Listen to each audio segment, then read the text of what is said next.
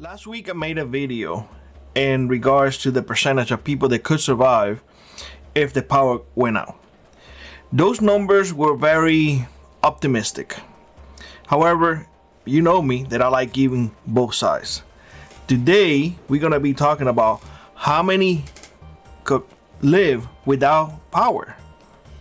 And I'm gonna give you the worst case scenario. Zero power. No solar, no generators, no cranks, nothing. Zero power. Imagine that an EMP hit and it fried everything. Imagine now that you have to revert back to the time that there was nothing. You get what I'm saying? This light that you had to eliminate yourself, this is gone. The batteries are fried. They're not useful anymore. The idea of, oh, I have my radio to communicate, is fried. It does not work anymore. Oh, I have a crank radio so I still hear the news. No, it is gone. There is no news. The solar panel is useless. You have nobody transmitting. Cooking. The idea of having, I have propane because propane lasts forever. Propane is done. You use it all. Power tools. Nothing. Everything is manual. Are you starting to get frightened yet? Let me move on from there. Now that you have an idea of where I'm going with this. People don't understand the significance of having power. You have to understand that nowadays everything is based on electricity. Modern life essentially have made people weak. And this is fact. This is not me saying putting anybody down. This is fact. It have made us all in general 100% weak because we depend on technology. We depend on radios for communication or any other device, our phone, whatever you want to call it. Now, without all of that, communication will be very limited, meaning that it will be face to face. So communication, you don't know what was happening a mile away. You don't know whether or not there's an outbreak up there a mile away. You just don't know.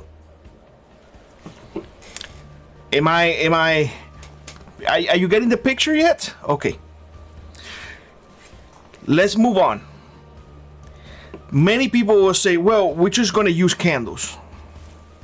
You're eventually going to run out of those candles too. What would you do to replace those candles?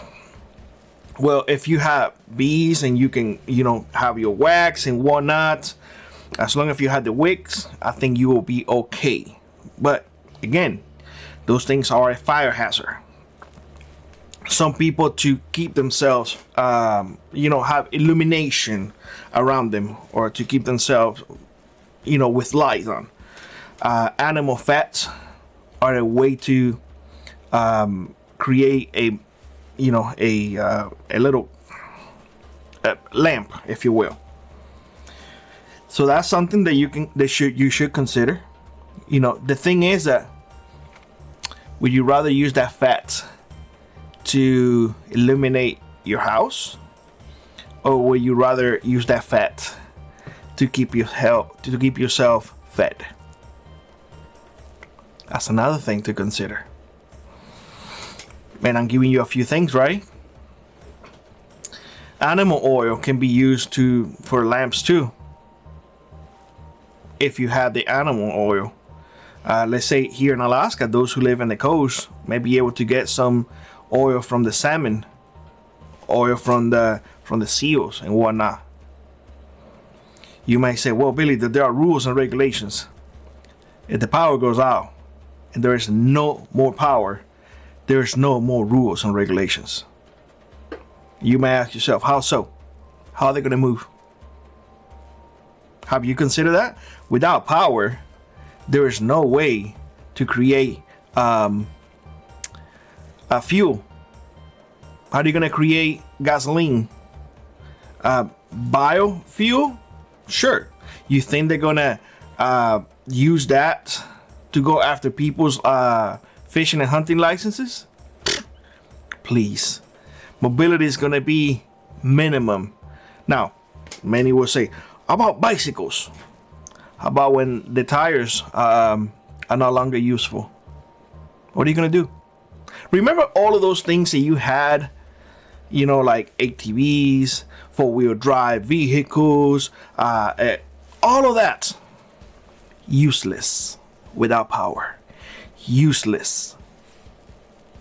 Mobility? Shoot.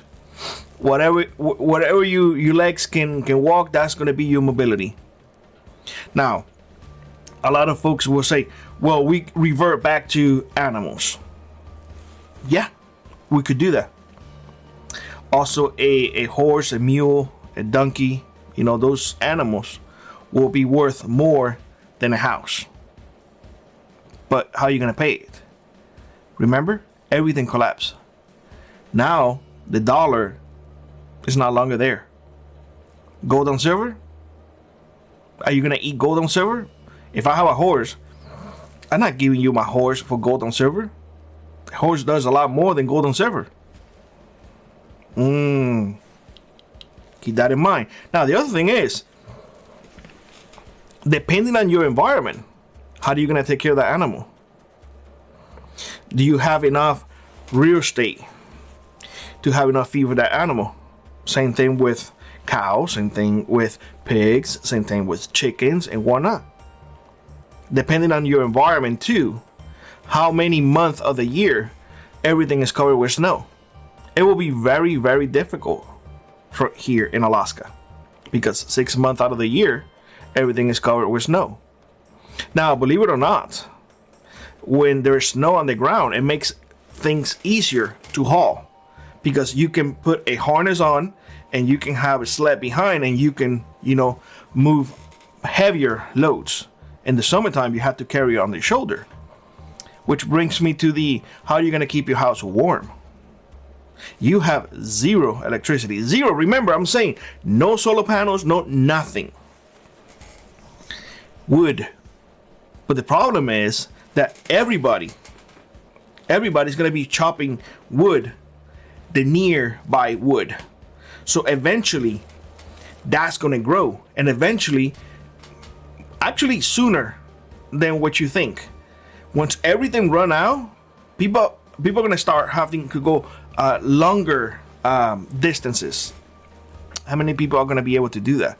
The funny thing is that you're going to have people competing over the same resources. Now people are angry, people are hungry, people are desperate. You're going to see that person right next to you as somebody who wants to take what you need to survive.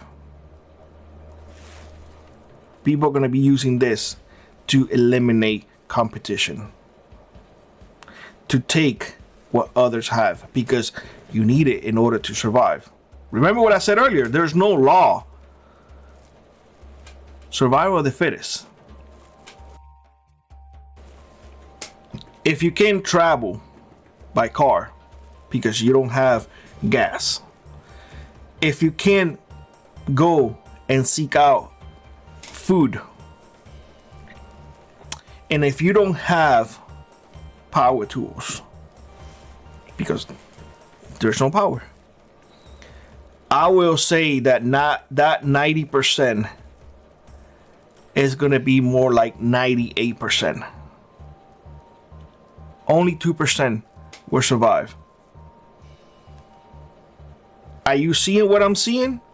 I'm trying to give you guys both sides. I'm trying to be fair in here. I'm trying to give you both sides.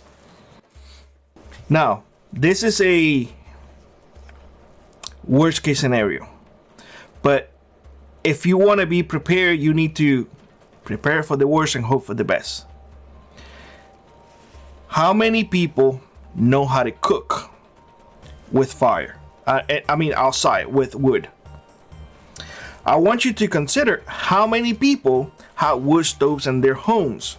You know how many people they're gonna freeze during winter? Every spring, you will find dozens and dozens of houses empty.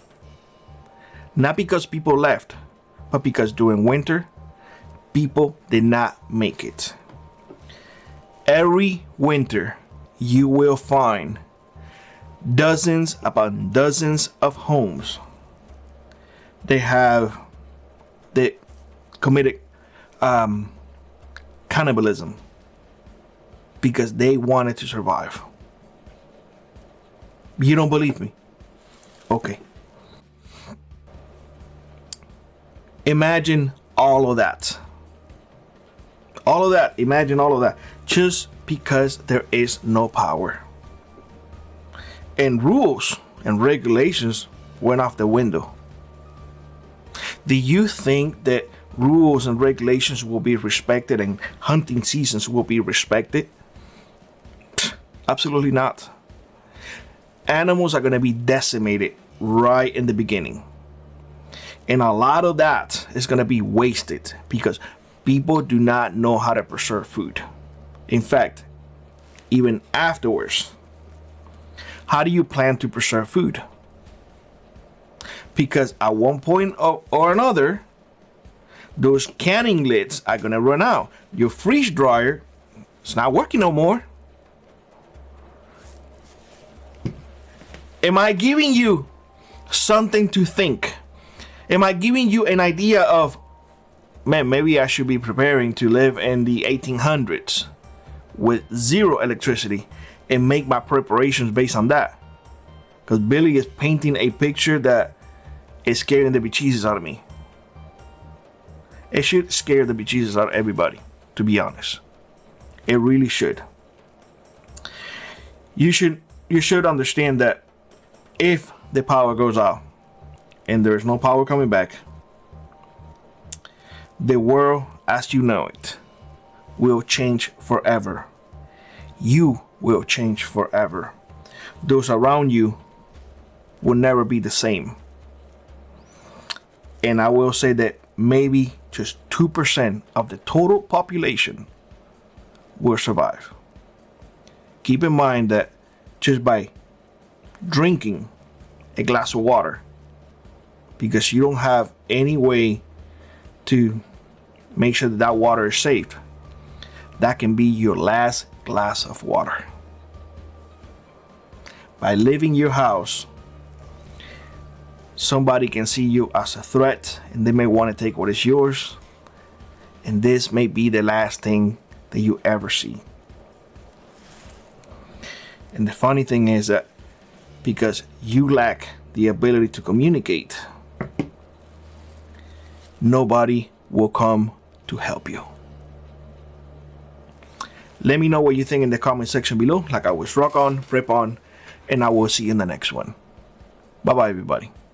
If you'd like to support the channel, check out the links in the pinned comment below. Consider joining our Frontier Prepper Squad or let an ad to you run. It really does make a difference. And always remember, those who prepare today will not struggle tomorrow.